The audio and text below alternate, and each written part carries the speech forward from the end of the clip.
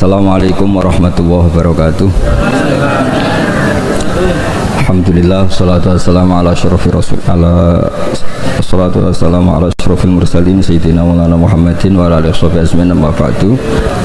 Dulu Nabi punya tantangan sendiri. Agama ini pernah ditinggal Wali Songo, ditinggal Mbah Munawir, ditinggal Bali Maksum, ditinggal Mbah Abdul Qadir, tetap jalan. Padahal yang meneruskan ya orang-orang nggak jelas seperti ini. Kalau turus pesantren yang paling melanggar ya bosan jadi kiai ingin jadi profesor, bukan kita ya.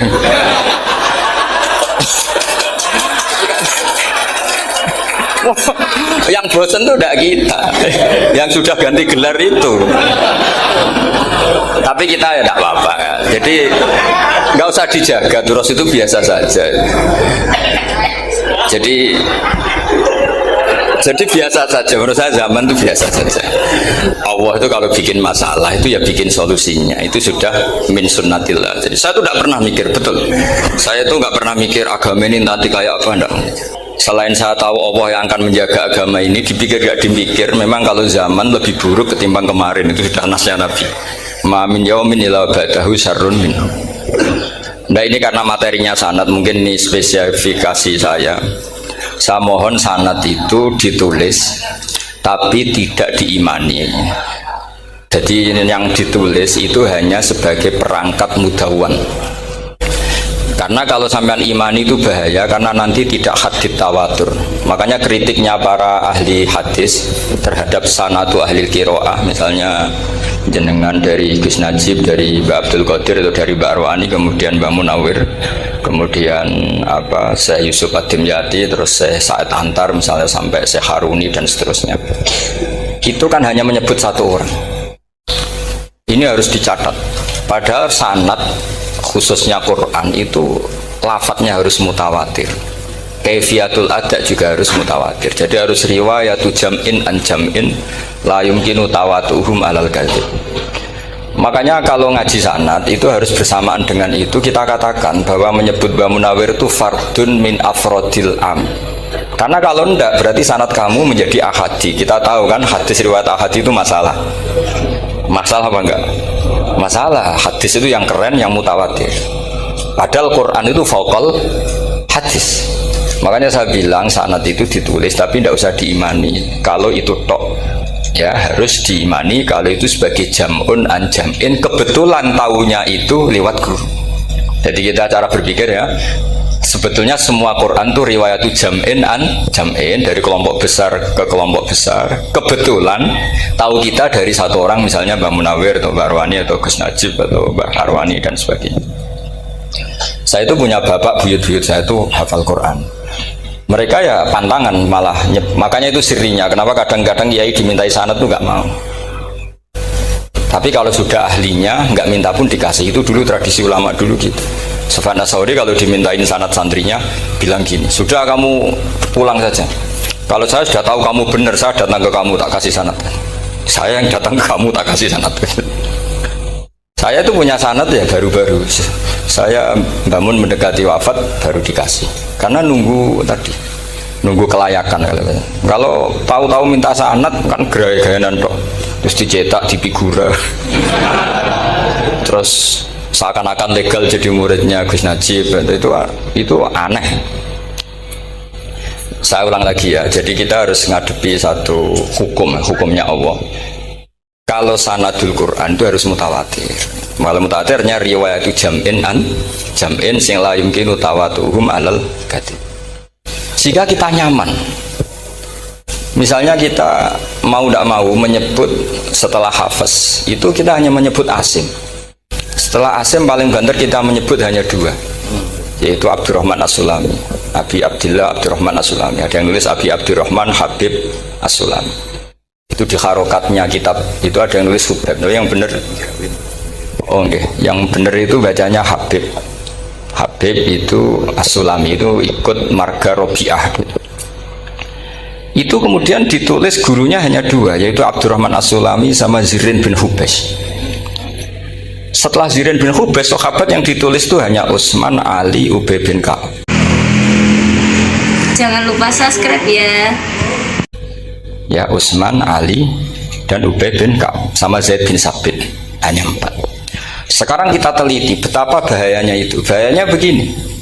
Zaid bin Sabit itu orang Ansor. Artinya kalau orang Ansor itu tidak menangi periode Makkiyah. Bagaimana dia bisa meriwayatkan semua Quran sementara dia Ansoriun yang notabene hanya mengenal surat-surat Madaniyah, sementara ayat Makkiyah atau surat Makkiyah itu banyak.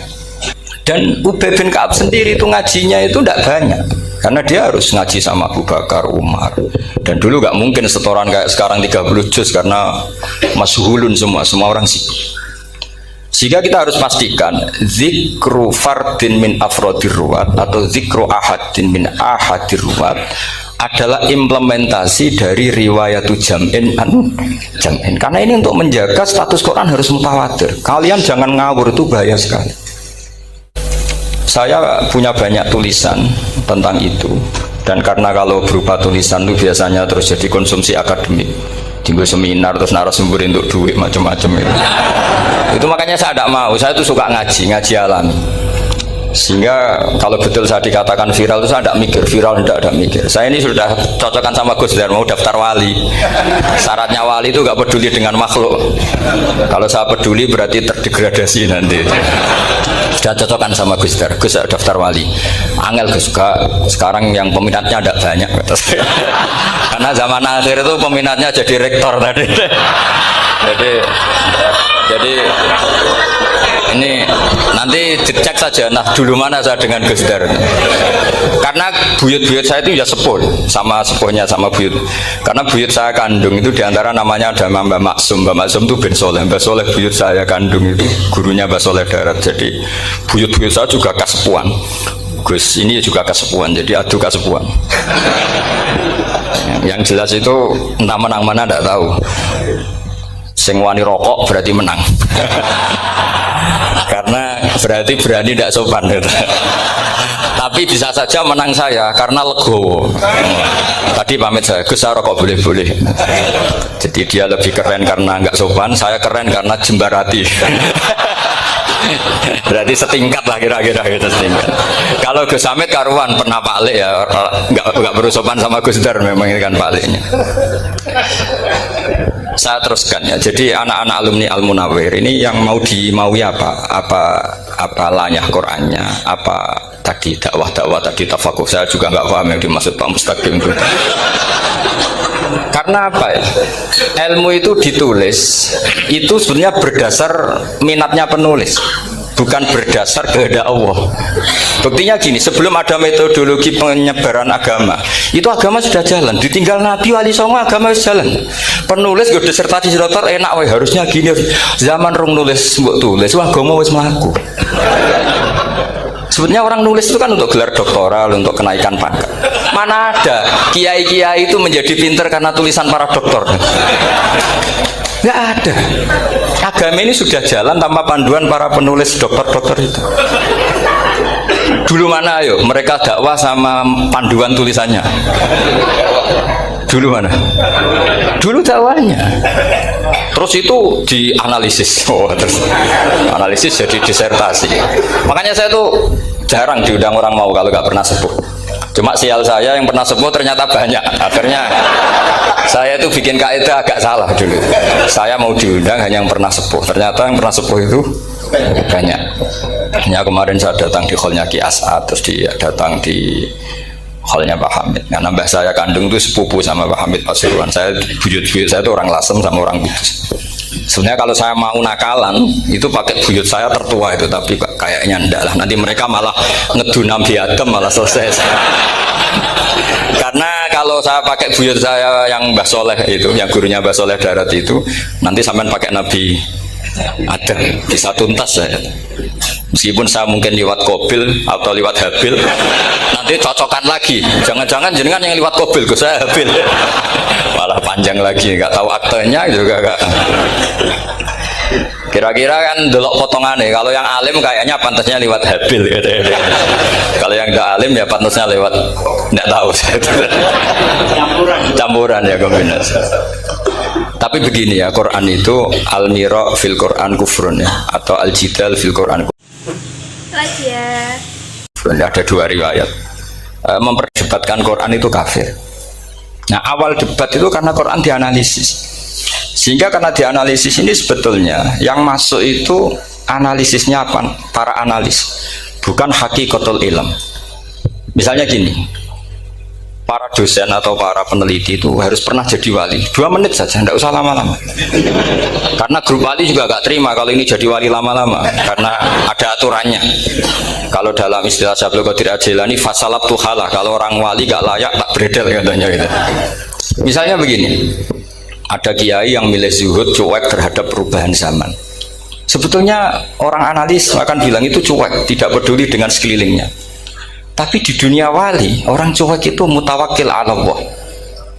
Makanya dalam kitab hikam da'it tadbir fama qoma bihi ghairuk la tuqim bihi nafsak. Sudah, kamu tidak usah mikir dunia, ini sudah ada al-mudabbir, yaitu Allah Subhanahu wa ta'ala. Kamu mikir, tidak ikut punya kok kamu pikir. Hidayah yang milik Allah, rezeki yang milik Allah, kamu pikir, tidak melok duwe kok pikir. Sehingga ketika dianalisis ini orang yang cuek, antisosial atau tidak punya kesolehan sosial, kalau mereka ngamati orang-orang soleh yang tertutup itu. Padahal ini adalah orang yang dekat Allah, karena sudah makomnya makom apa? Tajrid. Tapi dianalisis, meninggalkan apa? Sosial. Lah yang pro sosial, misalnya yang dosen, yang ceramah di mana-mana, dianggap peduli sosial. Jangan-jangan peduli nasibnya sendiri. Karena ya ada untungnya gitu. Makanya seperti ini kalau nuruti begitu-begitu itu tidak ada selesainya. Maka kita harus ngomong sesuai hakikatul amr, bahwa anak abdun soro fakhri dimna fakri. Jadi kita ini selalu hambanya Allah. Yang menjadi kebanggaan kita adalah mulazamatul fakr, bahwa kita selalu butuh Allah, baik diucapkan maupun tidak. Dan itu ilmunya para wali. Jadi khawatir saya kalau alumni-alumni Al-Munawwir ini menjadi korban analisa para analis yang belum pernah jadi wali. Itu biasanya metodenya Masya Allah. Misalnya metode hafalan cepat. Indonesia tuh Islamnya moderat. Terus kita cari dari kelompok 73 ini mana yang moderat. Apalagi Islam Nusantara ini kelompok keberapa lagi, kan terus bingung secara referensi. Nggak apa-apa, kita jadikan hiburan istilah Islam Nusantara, Islam moderat, Islam ekstremis, Islam, jadikan hiburan, tapi tidak merubah ilmu kita yang mau rusak dari Rasulullah SAW, yaitu bahwa umat ini hanya terbagi 73. Itu ada riwayat mengatakan 72 masalah, yang satu benar, tapi ada riwayat kebalikannya, 72 itu benar, yang satu salah. Itu di dunia ilmu hadis diperdebatkan kuat mana riwayat itu. Tapi karena kita ini terlalu mengkonsumsi orang yang nggak ahlinya, ya sudah sepihak tadi, kita hanya menguatkan riwayat yang 72 masalah, yang satu benar. Tapi pertanyaannya, kuat mana dua riwayat itu? Kita yang ahli sunnah itu baca beberapa teks hadis, itu banyak ahli hadis yang mendukung dua-duanya. Nah, padahal logikanya secara ilmu wal hadis idza tatarraqul ihtimal saqata anhul istidlal, ya kalau ihtimalnya banyak ya sudah nggak usah dipakai dalil. Tapi kan kita ndak etis ya, karena guru-guru kita juga pakai dalil itu. Tapi sebetulnya di sarah-sarah itu dijelaskan. Apalagi di kitabnya Habib Muhammad bin Abdillah Al-Haddar, mertuanya Habib Zain bin Smith, juga mertuanya Habib Umar Hafid. Beliau termasuk orang yang setuju 72 itu benar, yang satu yang masalah. Ketika ditanya siapa itu Az-Zanadiqah, orang-orang yang zindik. Yang satu kebalikannya, 72 masalah, yang satu benar, siapa itu Ahlu Sunnah wal Jamaah. Nah, kalau kamu mau neliti secara serius, lafaz-lafaz seperti itu polanya sama. Semua ilmu ada pola seperti itu. Misalnya di Quran ada istilah fi yaumin kana miqdaruhu khamsina alfasana. Ada istilah lagi ka alfisanatim mimma ta'udun. Itu kan hitungannya beda jauh. Yang satu 1000 tahun, yang satu hanya 50 khamsina alfasana, 50 ribu tahun. Ngitungnya gimana? Ngitungnya gampang saja kalau kita tidak punya tradisi menganalisis. Ketika Abdullah bin Abbas ditanya, lalu ke alfasanatin maknanya apa? Khamsina alfasana maknanya apa? Ya yaumun aradahu, itu hari yang dikehendaki Allah. Kamu tidak perlu tahu. Memangnya kalau kamu tahu terus mau apa? Itu kan memang satu ilmu, karena dulu orang itu nggak perlu istighol bima la ya'nihi, tidak perlu sibuk dengan sesuatu yang nggak perlu tahu. Malah orang dulu itu punya jargon wa inna minal ilmi. Jangan lupa nyalakan loncengnya. jalan. Sebagian ilmu itu jadi bodoh. Misalnya gini, saya tadi kenalan sama Pak Mustaqim, saya tidak akan tanya bapaknya siapa, mbaknya siapa, karena itu tidak penting bagi saya. Yang penting saya itu nyari ilmu yang menjadikan saya diridani Allah. Sehingga orang dulu itu kalau kenalan itu nggak pernah tanya, karena dianggap nggak penting. Itu makam sama, kamu tahu 100 tahun itu apa, atau 50 tahun itu apa, 1000 tahun apa, itu tidak penting. Cara Abdul bin Abbas, wasal amma yurdika, kamu tanya apa yang menjadi ridhonya Allah Ta'ala. Sehingga ketika orang dulu cuek, kenalan kok tidak ditanya bapaknya asalnya mana, mereka itu apa ya, konsisten dengan konstitusi min husni islamil mar'i tarkuhu malaini. Tapi para analis, wah ini tidak familiar, kenalan kok dingin-dingin saja, orangnya dingin, pasif. Ini tidak pasif, ini tarku malah yakni. Jadi gak sambung memang calon wali sama calon rektor itu tidak sambung. Jadi memang nggak sambung, cara berpikirnya beda. Makanya saya mohon ini apa ya? Ya itu tadi saya sudah cocokkan sama Gus Dur. Jadi kalau kamu daftar ya monggo. Nanti saya tidak tahu yang nanti jadi ketua saya Pak Gus Dur, tidak tahu saya. Jadi, ya saya teruskan ya tentang sanad ya, karena ini yang ditulis di materi ini sanad. Saya mohon sekali, sanad itu kamu yakini sebagai fardun min afrodi dzalikal jam'i. Karena sekali kamu punya sanad ahadi itu merusak Quran. Karena hadis ahadi saja masalah, apalagi Quran. Dan Quran definisinya adalah lafadz sing mangkul ilaina bit tawatur. Ada kata apa? Bit tawatur. Makanya saya itu kalau nulis ya minhum, jadi harus ditambahi minhum. Di antara sahabat yang diambil tadi Abdurrahman As-Sulami sama Zirin bin Hubes adalah Ali, Utsman, Ubay bin Ka'ab, Zaid bin Sabit. Tapi itu mesti ada yang hilang banyak. Saya akan hitung saja secara logika ya. Dan ini pasti benar, nggak mungkin benar, tapi pasti benar. Ada ayat sing nazalat fi Abi Bakrin. Tentu Abi Bakar lebih tahu. Kayak masalah hijrah. Yang jelas la tahzan isqala li sahibihi la tahzan innallaha ma'an. Ada ayat yang jelas tentang Aisyah kayak hadisul ifki. Innalladzina ja'u bil ifki usbatum minkum la tahsabu syarral lakum bal huwa khair. Itu jelas Aisyah lebih tahu. Ada ayat yang turun tentang Umar, yaitu tentang Asra Badrin. Laula kitabum minallahi sabaqala masakum fima madabun terus. Ada ayat yang lebih spesialnya Utsman. Sekarang cara disiplin ilmu harusnya kita talaqi dzalikal lafzi atau talaqi riwayah fi hadisil ifki an Aisyah wa fil hijrah an Abi Bakar wa fi riwayatil farqi bainal haqqi wa bainal batil dari Umar. Karena ya ayyuhan nabiyyu hasbukallah wa man ittaba'aka minal mu'minin, itu asbab nuzulnya Umar. Ali tentang ayat hadani khosmani ikhtasamu fi rabbihim, itu jelas nazalat fi Ali. Secara disiplin ilmu, kalau kamu ingin disiplin riwayat, harusnya sanadnya seperti itu. Makanya kalau Aisyah dibantah tentang hadisul ifki, ayat itu turun tentang saya. Jadi ilmu saya, kata Aisyah, nggak merah kalah dengan kamu. Tapi kita tetap saja pakainya. Makanya Abdullah bin Mas'ud itu masyhur, nggak terima dia disejajarkan dengan Zaid bin Sabit. Ketika dia tidak termasuk tim lajnah untuk rasem apa? Utsmani, dan dia nggak mau memang. Itu Utsman coro sekarang dimaki-maki, kamu melibatkan Zaid bin Sabit yang saat saya sudah bela Nabi, dia masih di rahimnya orang kafir, kata.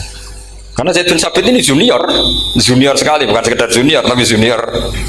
Terus kata Abdul bin Asad, saya ini sadisu sittatin fil Islam, saya itu masuk Islam ketika orang Islam tinggal baru 6, disaingi orang yang Islam kemarin, katanya. Nggak mau dia. Dan itu bukan keangkuhan tapi profesional. Ya tadi harusnya kita mikir kenapa sanad Quran hanya lewat orang-orang yang notabene ansoriyin. Mestinya kan nggak menangi periode surat-surat apa? Makkiyah. Maka kita butuh menyebut banyak sebetulnya. Maka saya mohon meskipun tulisannya hanya Ali, Utsman, Ubay bin Ka'ab, Zaid bin Sabit, di hati kamu tetap minhum apa? Di antara sahabat yang kebetulan mudawwan terbukukan itu. Karena ini bahaya kalau dalam ilmu riwayat, karena Quran harus riwayat jam'in anjam. Saya beri contoh betapa pentingnya orang-orang yang nggak ahli ilmu. Orang nggak ahli ilmu, tapi barokahnya tawatur. Tawatur itu ya mutawatir. Meskipun harus lewat mungkin takdirnya medsos atau TV atau mubalek atau orang nggak jelas-jelas. Jangan lupa komen di bawah. Nggak apa-apa, sementing ila darajatid tawatur. Pernah ada seorang khotib, masyhur itu cerita itu. Saya punya kitab yang dikarang oleh orang alim tapi jenisnya jenis peneliti. Meskipun nanti pas analisisnya saya juga agak setuju, tapi ya riwayatnya saya setuju. Itu ada orang khotib baca ayat wala tangkihul musyrikati hatta yu'min wala amatum mu'minatun khairum min musyrikati walau ajabatkum. Dia masih baca wala tangkihul musyrikina hatta yu'minu. Masih baca bi fathit ta karena depannya bi fathit ta, belakangnya juga fathut ta. Maka maknanya menjadi gini, wala tangkihu lan ojo nikah sira kabeh, karena ini mutaaddi yang bila mafulin wahid. Kowe ojo nikah sira kabeh lanang, karena ingkaha atau ya ingkahu. Karena wala tangkihu berarti la tangkiha, la tangkihu. Berarti khitabnya pada jamak mudzakkar salim. Wahai para lelaki muslim, kamu jangan nikahi lelaki musyrik. Wah, itu si Arabi itu tersiksa. Hebatnya apa? Dawuhnya Allah kalau bakas sekelas itu nggak usah dilarang, yang mau minat tuh siapa? Karena maknanya jadi wala tangkihu, kalian para orang Islam lelaki jangan menikahi lelaki musyrik. Sing pengen nikahi Donald Trump ya sopo kan gitu. Mbok nggak usah dilarang ya kita tidak akan menikahi. Nah, kebetulan yang pinggirnya khotib ini orang alim. Jari semua alim. Iku khotib sing goblok. Asline ayate ra ngono. Ayatnya gimana? Itu bidomita wala tungkihu. Ketika wala tungkihu maknanya menjadi benar, karena wala tungkihu lan ojo nikahno sira para wali, khitabun lil auliya, bukan khitab pada lelaki tapi khitabun lil auliya. Wala tungkihu lan ojo nikahno sira kabeh ayuhal auliya, para wali-wali, banatiku ming anak wedok sira kabeh, ojo mbok nikahno al musyrikina ing lanangan musyrik. Berarti di sini menjadi pelarangan para wali yang punya anak putri. Wali dilarang menikahkan anak putrinya ke lelaki musyrikah. Jadi itu kamu kalau ngaji itu jangan sembrono, jangan pas kiai ini ngantuk wala tangkihu lolos terus dapat sanad wala tangkihu. Oh, saya pas setor ya nggak ditegur. Nggak ditegur itu kemungkinannya kan dua kiainya nggak pati dengar. Paham ya? Atau kamu ngawurnya pinter sehingga nggak konangan, nyerobot saja. Tapi bagi kita ahlul ilm itu fatal betul, sehingga orang-orang ahlul ilm itu mesti mengharokati sekian mawadi uzalal istilahnya, karena bahaya. Jadi ya, saya ulang lagi ya, mestinya bacanya wala tangkihul musyrikati hatta yu'min bi fathita. Itu betul, wala tangkihul lan ojo nikah sira kabeh lanang Islam ke ojo nikah al musyrikati ing wadon perempuan musyrikah. Tapi kalau yang kedua harus dibaca bidomit wala tungkihu lan ojo nikahno sira kabeh para wali ai banatikum maf'ul bih awal dibuang ing anak wedok sira kabeh ojo mbok nikahno al musyrikin. Tapi sekali dibaca wala tangkihu maka kualitas maknanya itu seperti tadi, wahai para lelaki mukmin jangan nikahi lelaki musyrik. Makanya si Bedui ini tanya, apa betul itu kalamu? Iya. Masa Allah ngendikan sekacau itu? Kecewa dia, masa ada ayat Quran yang dipuji-puji jamiul kalim kemudian kualitasnya seperti itu. Jare wong alime yo khotib sing goblok orang ngono. Artinya apa? Ketika Quran dibaca secara salah, entah makhrajnya, entah halafatnya atau harokatnya, ini Arabi saja tahu, karena Arabi pun punya adzauqus salim.